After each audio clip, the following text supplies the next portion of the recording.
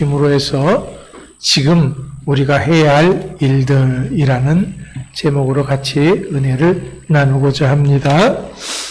자, 오늘 말씀은 잘못 들으면 시험에 들어요. 그러니까 제대로 잘 들으셔야 됩니다. 누구를 지칭해서 하는 말씀이 아니기 때문에 잘 들으셔야 시험에 들지 않습니다. 자, 우리는 타락이라고 하면은 무슨 엄청난 큰 죄를 지어서 그렇게 되는 것으로 생각을 합니다. 하지만 전혀 그렇지가 않습니다. 큰 저수지가 무너지는 것도 아주 작은 쥐구멍에서 시작하듯이 타락도 아주 작은 습관에서 시작되어지는 것이기 때문에 그렇습니다. 나의 작은 행동들이 모여서 습관이 되고 또 그 습관이 쌓여서 그 사람의 삶을 좌우하는 것입니다. 그렇다면 이 습관이 어떻게 형성되어집니까? 이 습관은 나의 아주 작은 생각에서부터 출발하는 것입니다. 예사롭지 않게 생각하고 별것 아닌 것으로 생각하는 것에서부터 시작되어지는 것입니다. 이 습관이라고 하는 것이 참 우스운 거예요.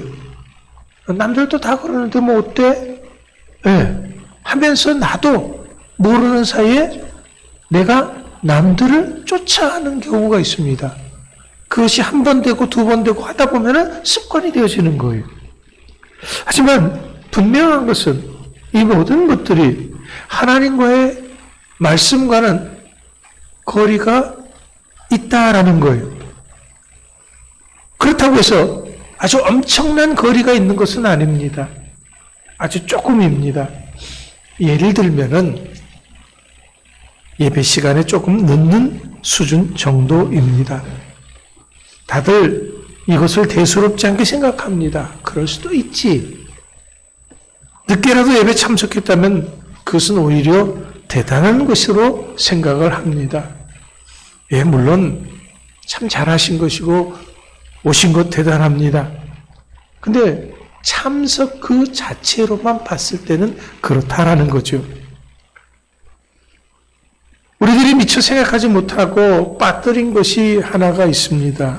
그것은 우리가 이렇게 교회 오기까지의 전 과정을 생각하지 않았다라는 거죠. 이 사람은 충분히 일찍 올 수 있었습니다. 늦을 수 있는 그런 특별한 이유가 없었다라는 거죠. 물론 특별한 이유가 생겨서 어쩔 수 없이 피치 못해서 늦는 경우도 있습니다. 왜냐하면 나는 나름대로 일찍 준비해서 나왔습니다. 그런데 갑자기 차가 고장이 났다거나 갑자기 무슨 일이 생기거나 또 갑자기 누가 찾아왔다거나 여러 가지 변수들이 있을 수 있습니다. 그러나 대부분의 경우에는 나의 안이함과 게으름 때문에 늦은 경우가 많다라는 거지요. 이것이 문제란 것입니다. 사람들은 이런 안이함과 게으름에 대해서 문제로 생각하지 않습니다. 죄로 생각하지 않습니다. 에이, 목사님, 몸이 피곤하니까 그럴 수 있죠. 목사님도 제 입장이 되보면 아실 겁니다. 예. 그래서 그럴 수도 있지라고 자신을 합리화합니다. 하지만 악한 사탄 마귀는 이런 아주 작은 틈조차도 놓치지 않고 파헤치고 들어온다라는 거죠. 그 사이를 헤집고 들어온다라는 겁니다. 자, 보통 우리가 말하는 우상 숭배란 것도 보이는 형상, 만들어진 형상을 숭배하는 것을 말합니다. 네, 물론 이것이 우상 숭배입니다. 하지만 하나님은 그것에서 한 발짝 더 나아가서 내가 하나님보다 더 사랑하는 것이 있다면 그것을 우상 숭배라고 하고요. 내가 하나님보다 더 우선순위를 두는 것이 있다면 그것을 우상 숭배라고 하고 내가 하나님보다 더 중요하게 생각하는 것이 있다면 그것을 우상 숭배라고 하는 것입니다. 어떻게 보면 이것은 아주 사소한 것이죠. 왜냐하면 이런 것들은 세상에서 전혀 죄라고 생각하지 않습니다. 문제라고 생각하지 않습니다. 사람들은 그럴 수도 있지라고 생각합니다. 또 남들도 다 그러는데라고 생각합니다. 타락은 바로 이렇게 아주 작은 시작에서부터 출발하는 것입니다. 우리 하나님은요, 우리의 영적인 삶에 있어서 작은 것을 작다고 하지 않습니다. 예를 들어 생각해 봅시다. 자, 에덴 동산에 작은 동산이 아닙니다. 상당히 규모가 있는 동산입니다. 그런데 중앙에 나무 하나가 있었어요. 그 나무 하나에 과일 하나를 따먹었다고 하나님께서 어떻게 그렇게 사랑하는 우리 인간들을 심판하시느냐라는 겁니다. 그 많은 것 중에서 그저 겨우 하나 따먹었다고 어떻게 그 하나님이 쫀쫀하게 그럴 수가 있느냐고 말할 수가 있습니다. 이스라엘 백성들이 하나님 앞에 심판을 받은 것이요, 이 장사하는 가운데 적을 눈금 하나를 속였다라는 거죠. 장사하다 보면은 눈금 하나 정도는 왔다 갔다 할 수 있는 거 아닙니까? 라고 생각할 수 있다라는 거예요. 근데 하나님은 겨우 그 작은 것 하나를 작다고 생각하지 않는다라는 거예요.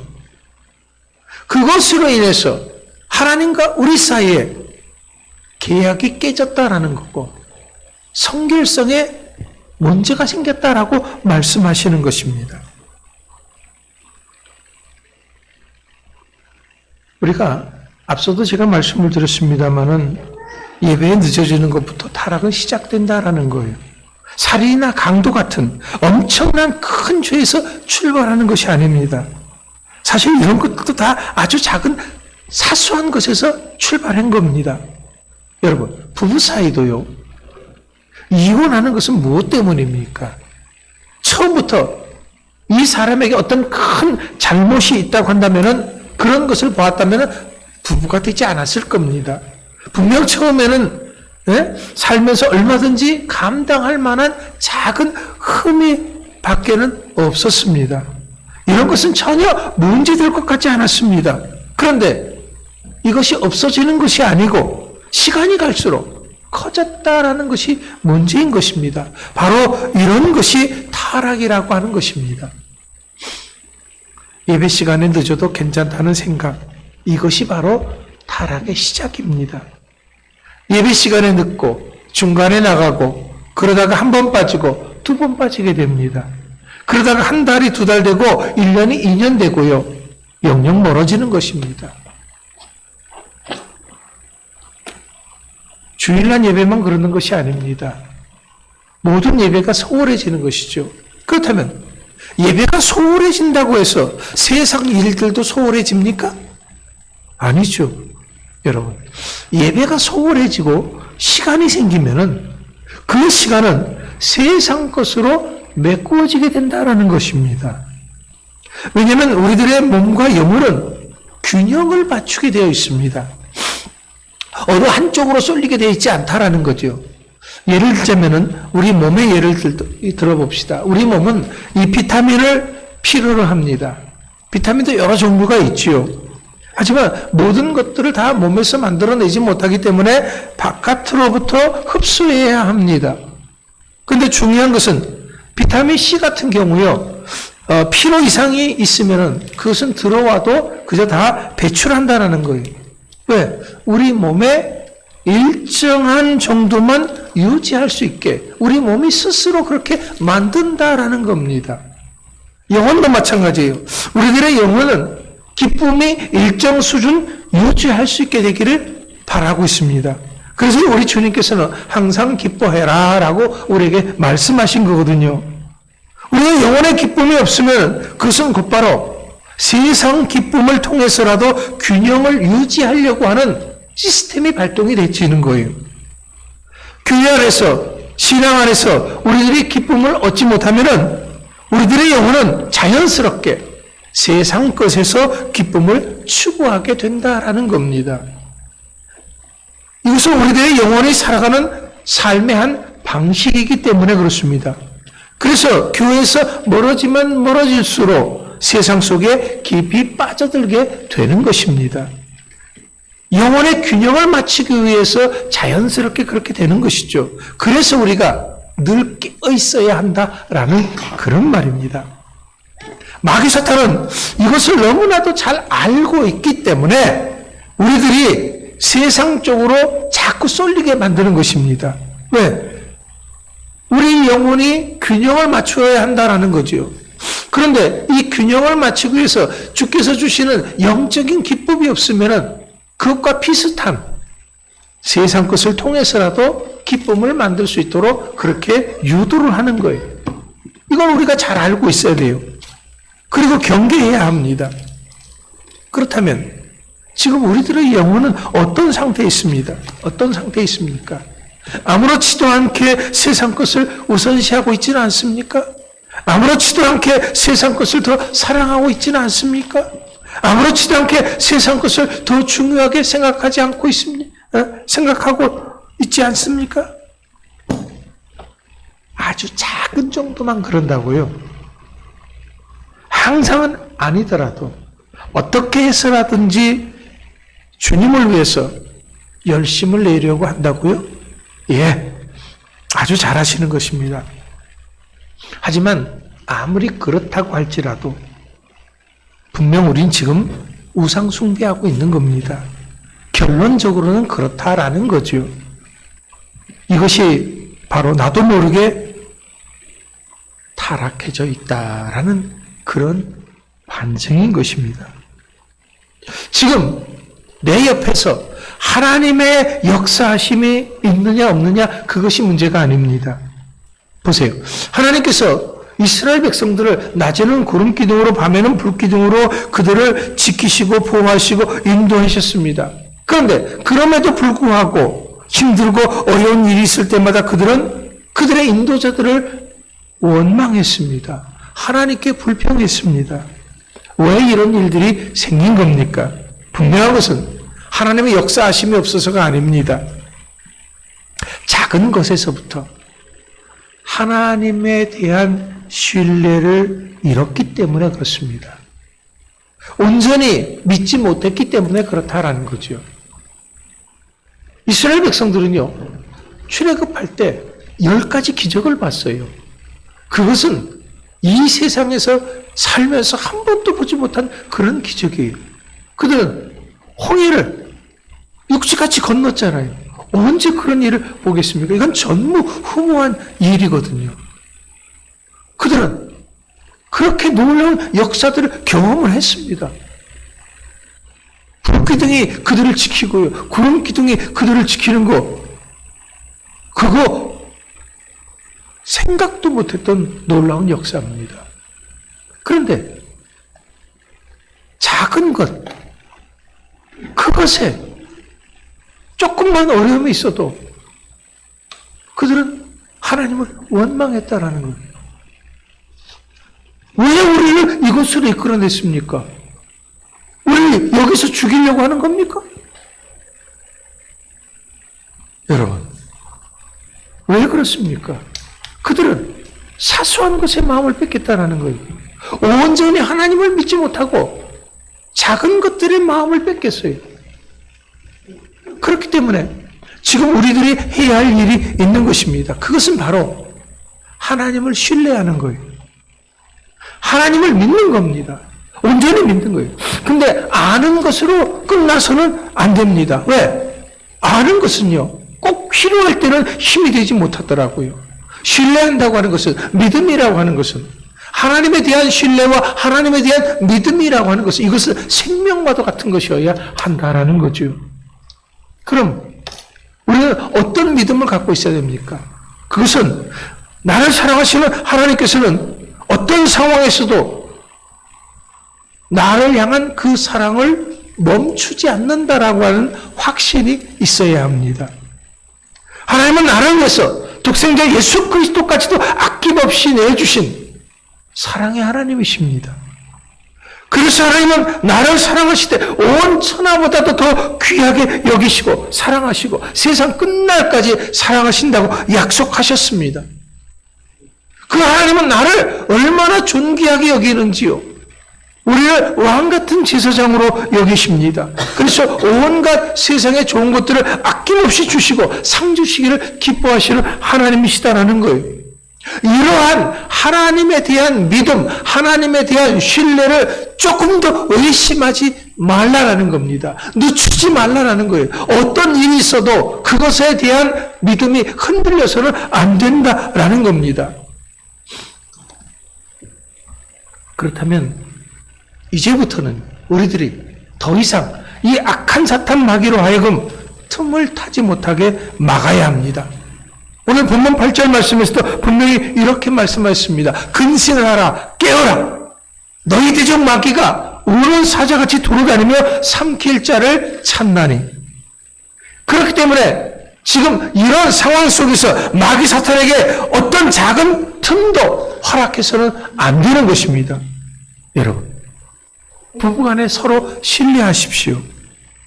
성도간에 서로 사랑하십시오. 예배에 생명을 걸고 최선을 다해 보십시오. 이것이 하나님의 사랑을 유지하는 비결이기 때문에 그렇습니다. 타락은 결코 한순간에 생기는 것이 아닙니다. 여러분, 작은 말의 씨 하나가 우리들의 마음에 던져지고 심겨져서 뿌리를 내리고 싹을 틔우는 것입니다. 세상의 근심, 걱정이 우리들의 마음속에 심겨져서 싹을 틔우는 것입니다. 성도 간의 작은 말들이 사소하게 아무렇지도 않게 던져진 그 작은 말들이 이런 싹을 틔우고 자라서 타락하게 만드는 것입니다.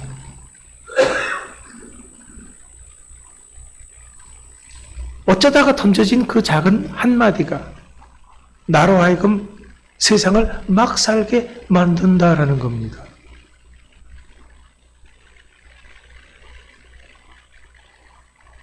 우리 집사람과 며칠 전에 그런 얘기를 했어요. 우리 집사람이 어렸을 때 차를 타고 갔는데 어떤 할아버지가 야, 너 성이 뭐냐? 최씨인데요?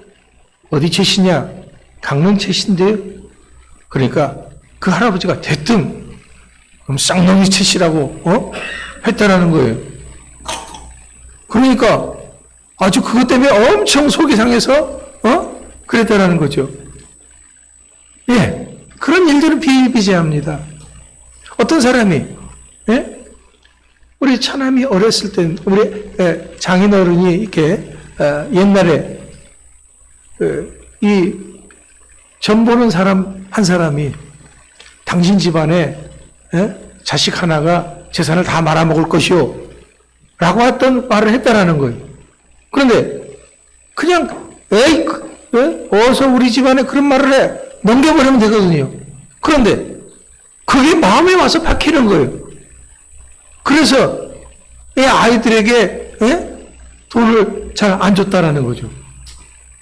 이 세상을 살아가다 보면은요, 이 별거 아닌 말 한마디 던져진 것이 그 사람 심령에서 싹이 나는 거예요. 아무도 나랑 상관이 없는 사람이 나를 보고, 너 이럴 거야 하는 그 말 한마디가 상처를 입히는 거예요. 우리 성도 간에도 전혀 그럴 의도가 없었는데, 던져진 그 작은 말 한마디가 상처를 입힌다라는 겁니다.